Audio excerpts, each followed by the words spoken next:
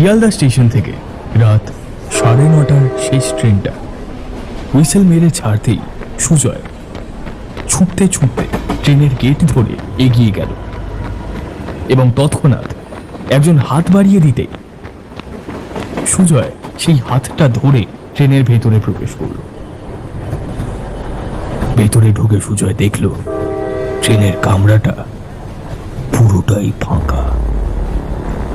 তবে একটু আগেই যে লোকটা হাত বাড়িয়ে সুজয়কে টেনে উঠতে সাহায্য করলো, সে একটা কালো চাদর দিয়ে তার মুখটা ঢেকে রেখেছে।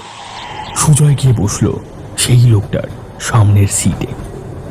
এই দিকটায় যে হারে ঠান্ডা পড়েছে, তাতে করে এত রাতে কেউ বাইরে বের হবে না, এটাই স্বাভাবিক। তাই ট্রেন এত ফাঁকা কেন, এমন অবান্তর ভাবনা মাথায় আসা অনুচিত। কি বলেন মশাই? কালো চাদরের মধ্যে থেকে অপরিচিত সেই লোকটা ধরা ধরা সুরে বলল, হ্যাঁ, সে তুমি ঠিক বলেছ। তবে এত রাতে তুমি বা কেন হঠাৎ এই ট্রেনে উঠতে গেলে? শীতের গভীর রাতে শখ করে ট্রেনে চাপলে নাকি? আপনার কাছে আর কি বলবো আমার দুঃখের কথা। আজ রাতেই আমার দাদু মারা গেছেন। আজ শুক্রবার, খুব ভালো দিন। তাই যতই রাত হোক, আজ রাতেই মামারা দাদুর শেষকৃত্য সম্পন্ন করবে। কাল শনিবার পড়ে যাচ্ছে, মৃতদেহ বাড়িতে রেখে দিলে অনেক দোষ পাবে যে। তাই যতই রাত হোক, শেষকৃত্য আজই সম্পন্ন হবে। ওই জন্যই তো এত রাতের ট্রেনে নামখানায় আমার মামার বাড়িতে যাচ্ছি। স্টেশনে নেমে গাড়ি পাই তো ভালো, নয়তো পায়ে হেঁটেই শ্মশানে চলে যাব। বলে উঠল, দাদু মারা গেছে বলে আজ এত শীতের রাতেও তড়ি ঘড়ি মামার বাড়িতে ছুটে যাচ্ছ? তবে 2 বছর ধরে এত কাকতি বিনতি করার পরেও দাদুকে একবার দেখতে যাওয়ার সময় পেলে না। এই হলো তোমার গাফিলতি।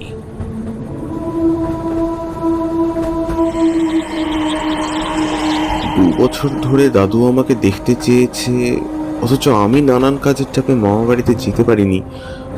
তবে এই কথাই অপরিচিত লোকটা কিভাবে জানলো? আশ্চর্য। তারপর সুজয় সামনে বসে থাকা লোকটাকে গম্ভীরভাবে জিজ্ঞেস করলো, হ্যাঁ, অনেকদিন ধরেই দাদু আমাকে দেখতে চাইছিল, তবে কোনোভাবেই সময় বের করে মামা বাড়িতে আসতে পারিনি, এই কথা সত্য।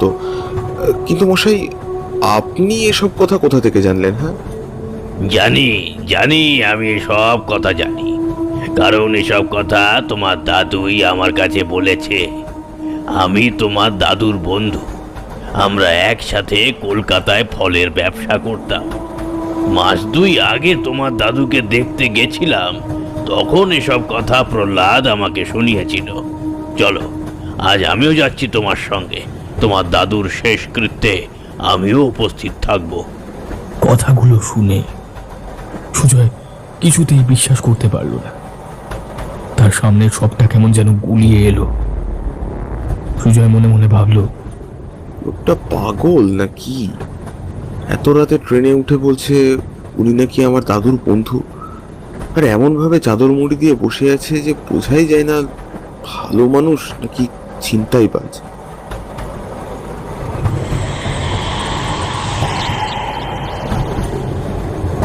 তো আপনি বলছিলেন যে মাস 2 আগে আপনি আমার দাদুকে দেখতে গিয়েছিলেন, তো সেখানে গিয়ে কি দেখলেন?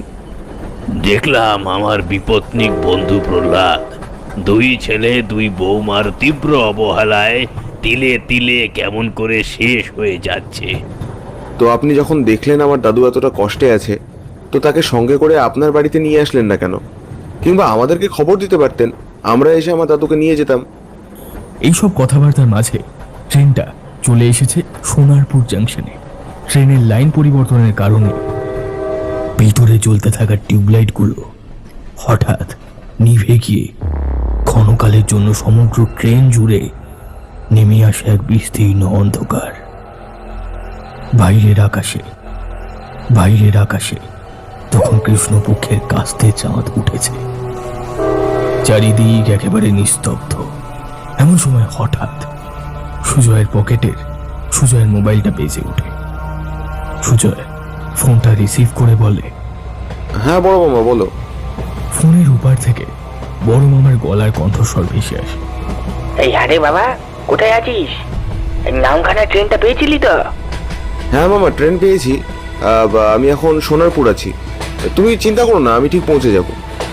একটু আগে কম্পার্টমেন্টের আলো আবার জ্বলে উঠেছিল এবং সেই আলোয় হঠাৎ করে সুজয়ের চোখ গেল নিজের পায়ের দিকে। সে দেখে পায়ের কাছে ট্রেনের পুরো মেঝেটা লাল টকটকে রক্ততে ভরে যাচ্ছে এবং সেই সব রক্ত সামনে বসে থাকা সেই লোকটার পা থেকে দরদর করে বেরিয়ে আসছে। এ কি, এখানে তো রক্ত কিভাবে এলো? এই যে, ও মশাই, আপনার পা দুটো একবার দেখুন, বোধহয় কেটে টেটে গেছে, নাহলে এত রক্ত আসবে কোত্থেকে? কিন্তু সুজয়ের কথায় লোকটা বিশেষ পাত্তাই দিল না। বোধহয় বকবক করতে করতে চাদর মুড়ি দিয়ে ঘুমিয়ে পড়েছে। এইসব ভাবতে ভাবতে সুজয় হেড হয়ে লোকটার পায়ের চাদর সরাতেই দেখলো লোকটার পা দুটো সম্পূর্ণ উল্টো, অর্থাৎ দুটো পায়ের গোড়ালিটা সামনের দিকে এবং আঙুলগুলো পিছনের দিকে। এমন দৃশ্য দেখে সুজয়ের চোখ চড়ক গাছে উঠে গেল। হঠাৎ করেই তার মনে পড়ল সেই ছোটবেলার কথা। ছোটবেলায় এইরকম কত গল্প সে শুনেছে যেখানে ভূতের পা নাকি উল্টো হয়। এইসব ঘটনার পরিপ্রেক্ষিতে তার মাথাটা ভারী হয়ে আসছে। তার চোখের সামনে যেন নেমে আসছে অন্ধকার।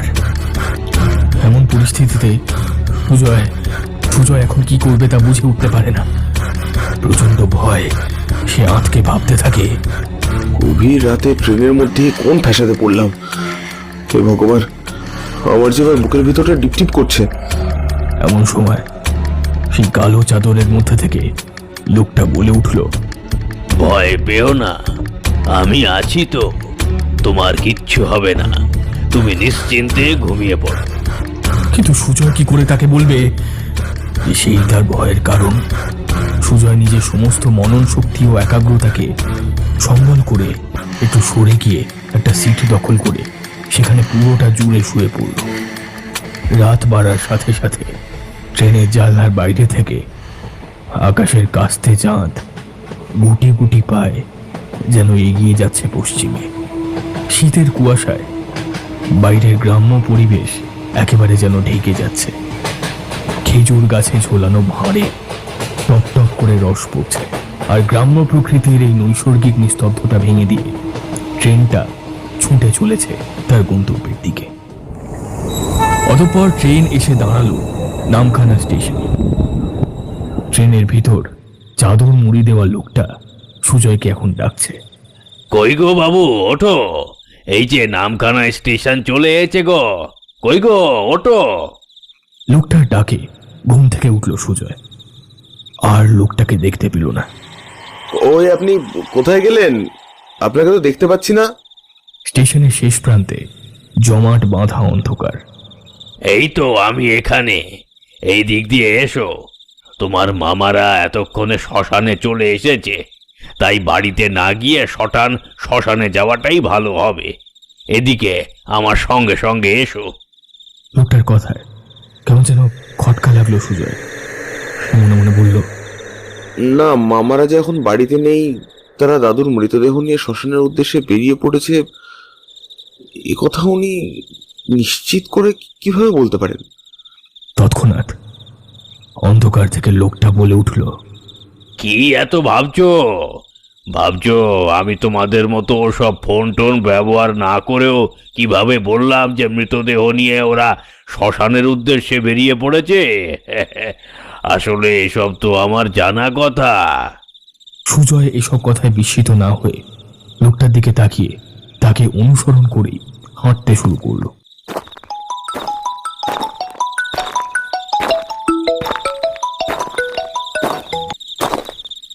সুজয় বাবা, তুই স্টেশনে নেমে সোজা শ্মশানে চলে আয়, আমরা ওখানেই এসেছি।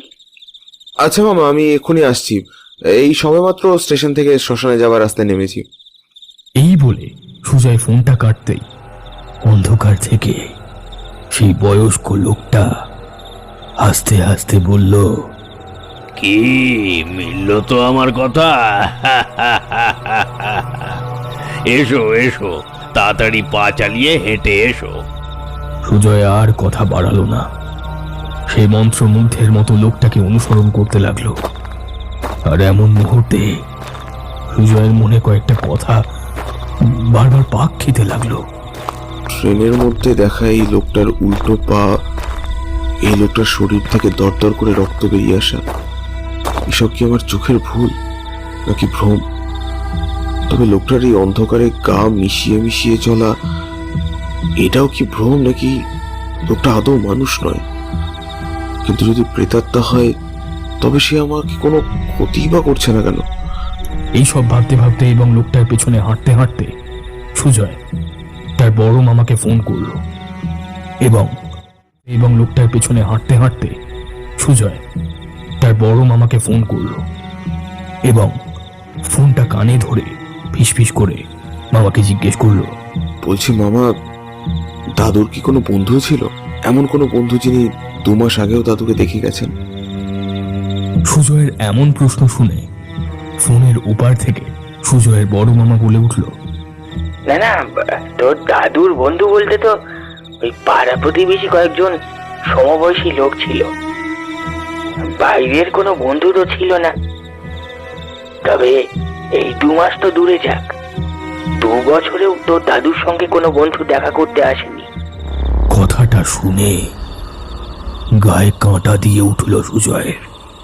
ফোনের ওপার থেকে বড় মামা বলল, আচ্ছা আমি রাখলাম, বুঝলি? তুই আয়, তারপর কে দেখতে এসেছে কে আসেনি সব বলবো।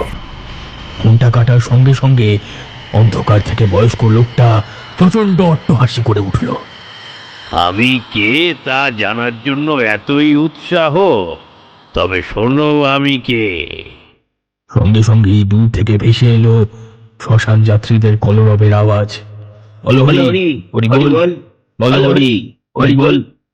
এমন সময় সেই লোকটা নিজের শরীরের উপর থেকে চাদর সরিয়ে দিয়ে বলল, দেখো দেখো আমি কে। সুজয় দেখল অন্ধকারের মধ্যে একটা আলোর জ্যোতি তার সামনে দাঁড়িয়ে আছে। তার দাদু প্রহ্লাদ। সেই জ্যোতি তার দাদুর শরীর থেকে ঠিকরে বেরিয়ে আসছে। দূর থেকে সেই হরিনাম সংকীর্তন এখনো শোনা যাচ্ছে। এত রাতে তুই ঠিকঠাক আসতে পারবি কি পারবি না, তাই আমার মৃত্যুর পরেও আমার শরীর ছেড়ে আত্মাটা বেরিয়ে গিয়েছিল তোকে এগিয়ে আনার জন্য। সামনেই শ্মশান, তুই চলে এসেছিস। যা, শেষবারের মতো আমার মুখটা অন্তত দেখে নে। আর কিছুক্ষণ পরেই যে তোর বড় মামা আমার মুখে আগুন দেবে, তখন আর শেষ দেখা হবে না। যা, তাড়াতাড়ি যা, গিয়ে শেষ দেখা দেখে নে। আমি এলাম। এই বলে আলোর জ্যোতিটা সুজয়ের সামনে আবার গভীর অন্ধকারে মিলিয়ে গেল। সবটা বুঝতে পেরে সুজয় মুড়িমাছি করে ছুটে সেই শ্মশান চত্বর থেকে পালিয়ে গেল।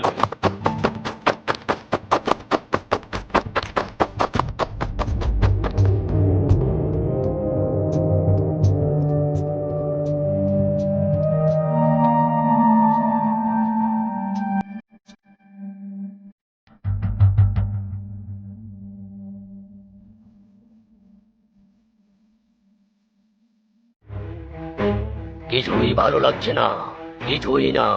আমার এত শক্তি দিয়েও আজ পর্যন্ত একটা রাজ্য দখল করতে পারিনি।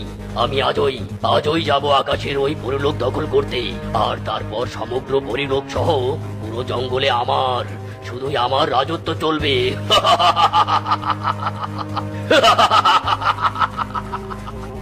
এই বলেই নাগ রাক্ষস জাদু দিয়ে তার নিজের রূপ পরিবর্তন করে একটা বাজ পাখির রূপ ধারণ করে আর গুহা থেকে বেরিয়ে পরিলোকের দিকে চলতে থাকে।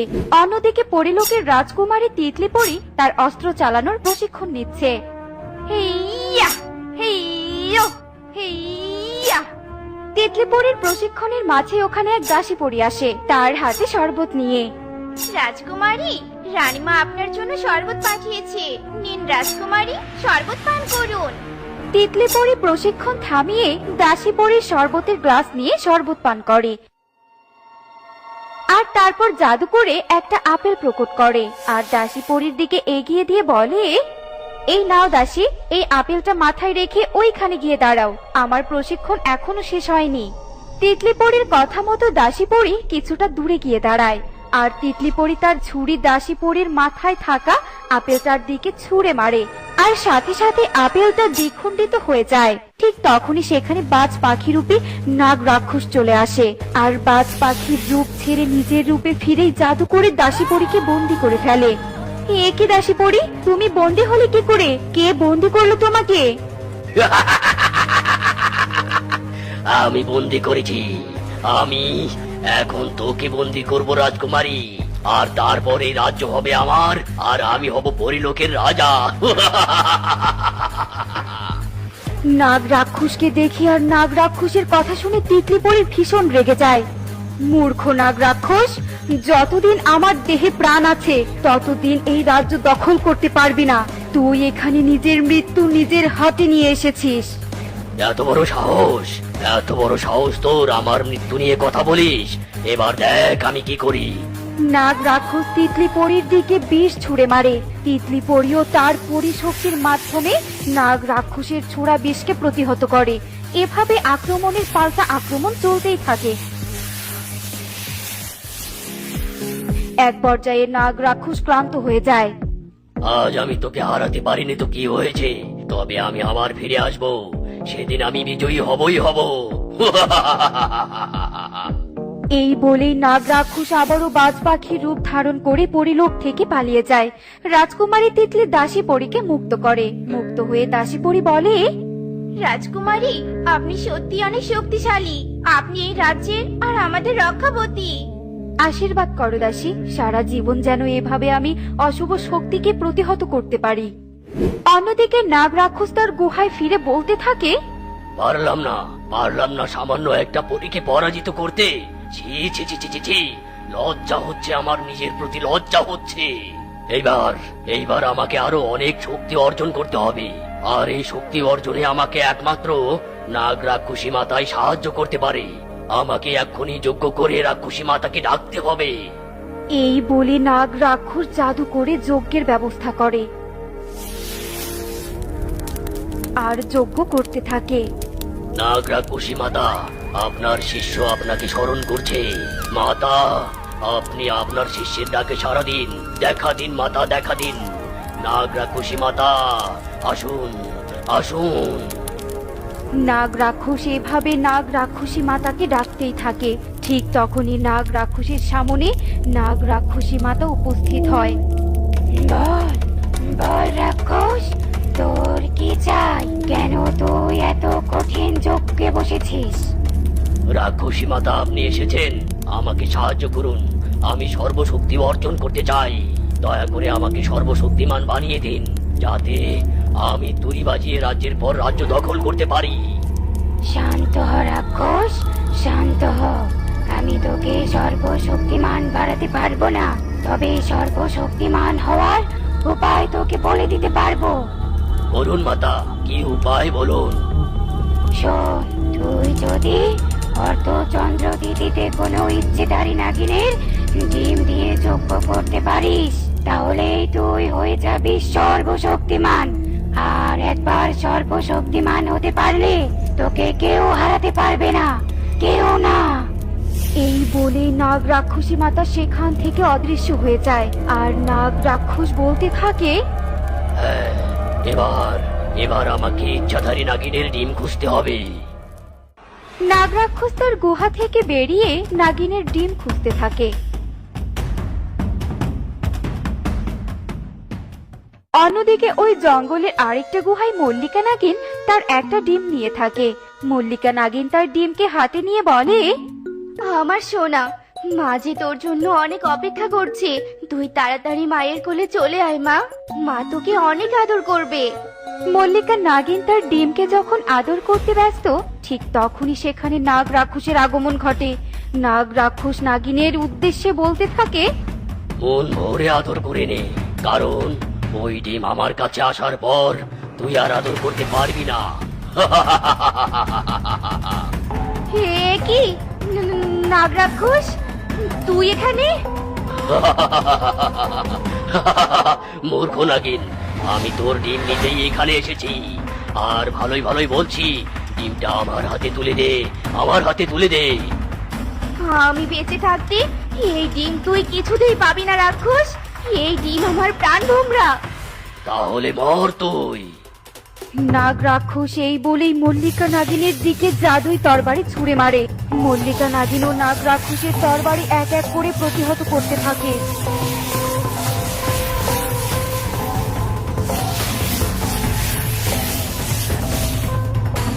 নাগ রাক্ষসীর সাথে আমি শক্তি দিতে পারবো না, আমাকে এক্ষুনি পালাতে হবে। মনে মনে এ কথা বলে মল্লিকা নাগিন গুহা থেকে বেরিয়ে পালাতে থাকে। এই দাঁড়া বলছি, দাঁড়া, ডিমটা আমার হাতে তুলে দে, নয়তো কিন্তু হিতের বিপরীত হবে। বাঁচতে চাইলে দাঁড়া বলছি।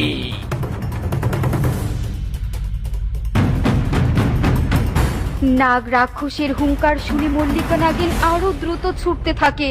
নাগ রাক্ষস বিরক্ত হয়ে নাগিনের পিছু পিছু ছুটতে ছুটতে আবারও জাদুই তরবারি ছুটতে থাকে। এই শয়তান নাগ রাক্ষস তো আমার পিছু কিছুতেই ছাড়ছে না, আমাকে কোথাও একটা লুকাতে হবে। মল্লিকা নাগিন তার কথা মতো একটা গাছের আড়ালে লুকিয়ে পড়ে। হে বিধাতা, সাহায্য করো আমাকে, ওই রাক্ষসের হাত থেকে আমাকে বাঁচাও, বাঁচাও।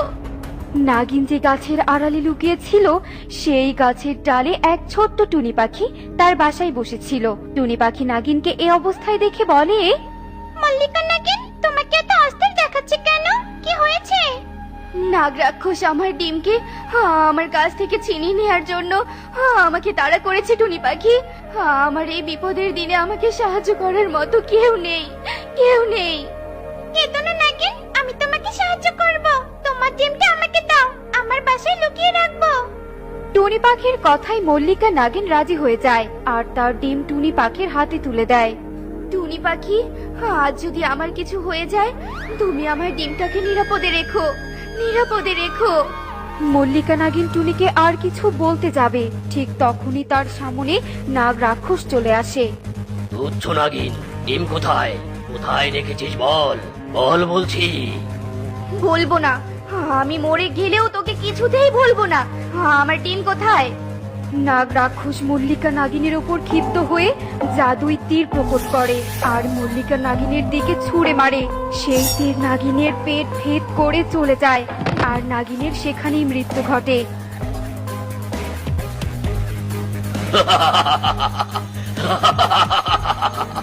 আমার কথা যে অমান্য করে তাকে আমি কঠোর শাস্তি দেই। যাই, তাড়াতাড়ি ডিমটা খুঁজি। এই বলেই নাগ রাক্ষস সেখান থেকে চলে যায়।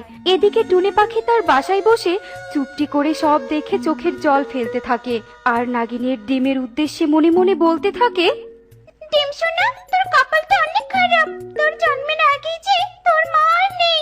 দেরি নয়, আমি এক্ষুনি তোকে পরিলোকের রাজকুমারী তিতলিপরির কাছে নিয়ে যাব। পরিলোকেই যে তোর এখন নিরাপদ আশ্রয়।